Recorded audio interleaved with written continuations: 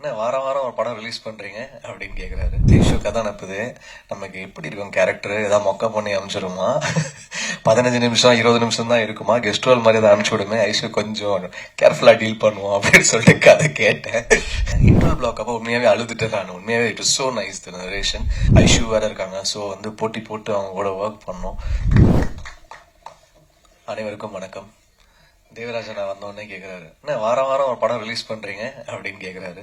Actually என்னன்னா, எல்லா படங்களும் 4 வருஷமா பண்ணிட்டு இருக்கேன். இப்போ கல்வன் வந்து 4 வருஷ உழைப்பு அது. ஸோ 4 வருஷம் நடிச்சு அது கரெக்டாக சேல்ல வந்து அந்த ஓடிடி டிஜிட்டல் எல்லாம் வித்து அது லாக் ஆகும்போது தான் அந்த எல்லாரும் சேர்ந்து ஓடிடி பிளாட்ஃபார்ம்ஸ் எல்லாம் சேர்ந்து அந்த டேட் டிசைட் பண்ணுவாங்க. அதனால ஸ்லாட்ஸ் அவங்க டிசைட் பண்ணிடுவாங்க. அந்த ஸ்லாட் வந்து ஒன்னா வந்துருச்சு. ஸோ இதுதான் இந்த சீசனுடைய லாஸ்ட் ரிலீஸ். ஸோ நீங்க ரொம்ப பதட்டமாயிடாதீங்க. 3 படத்துலயுமே ஒரு உழைப்பு இருந்துச்சு.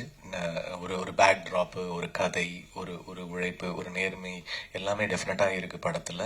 ஸோ அப்படிதான் அந்த 3 படமும் அமைஞ்சிருக்கு. ரொம்ப பார்த்து தான் செலக்ட் பண்றேன். இந்த ஃபிலிம் வந்து ஒரு ஒரு பியூட்டிஃபுல்லான ஃபிலிம். ஃபர்ஸ்ட் ஐஷு தான் ஒரு ஃபிளைட்ல மீட் பண்ணேன். ஐஷு வந்து இந்த மாதிரி ஒரு கதை இருக்கு அப்படி சொன்னாங்க.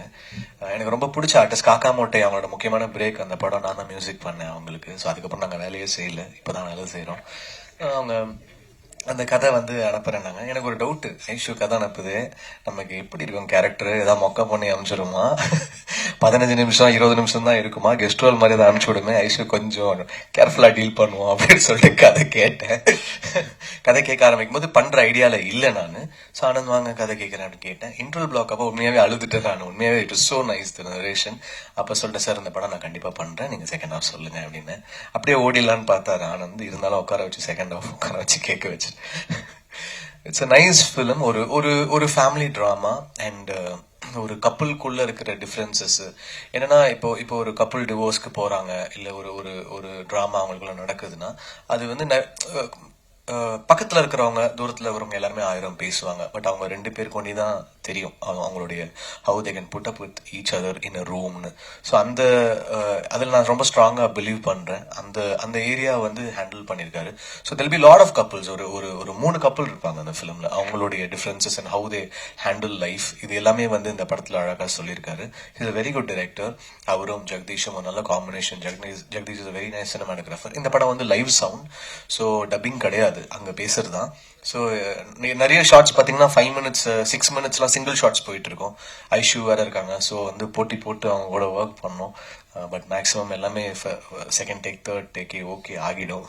ஸோ கஷ்டப்பட்டு 2 பேருக்குமே டிஃப்ரெண்டான ஒரு பாடி லாங்குவேஜ் இருக்கும். அது வந்து டெஃபினட்டா இன்ட்ரெஸ்டிங்கா இருக்கும்னு நினைக்கிறேன். சாங்ஸும் வந்து thanks to the lyric writers, it is come out very nice. Karthik Netha, GKP, Ekadasi, Arivu and வினுலக கவி. So thanks to all of them. எல்லாருடைய art director, the cameraman and all the co actors, they've all done very nice. Live sound நல்லா பண்ணிருக்காரு. Co actor Abdul, Mahalakshmi தானே, Ilavarasu sir, Rohini ma'am, Geetha ma'am and Nandini ma'am. So I was very very thankful அவங்க கூட வேலை செஞ்சது. எல்லாமே நல்ல ஆக்டர்ஸ். இளவரசு சாருக்கு வந்து உண்மையாவே ரொம்ப அழகான ஒரு சீன் இருக்கு. அவங்க வந்து ஒரு பொண்ணை பத்தி அவர் பேசுவார். அந்த சீன் எனக்கு ரொம்ப பிடிச்சிருந்தது இந்த படத்துல. ரோஹினி மேம் வந்து ரொம்ப இன்டென்ஸான சீன்ஸ் வந்து அவங்க ஹோல்ட் பண்ணியிருக்காங்க.